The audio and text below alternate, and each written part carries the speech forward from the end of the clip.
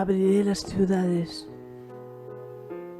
por si hay una silla vacía en los ojos cerrados del futuro.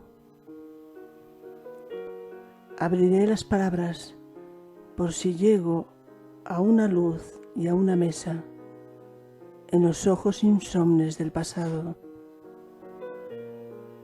Y abriré la piel de un ruido, la bóveda de un eco, el tejado con hierbas de mi casa. Quiero estar en nosotros, quiero volver al río y a los álamos, descubrir lo que queda, lo que falta. Aire para los aires de mi sombra, humor de tinta azul en los abismos, campanas de cristal sobre la incertidumbre. Con el filo de una antigua quimera, abriré las ciudades, las palabras.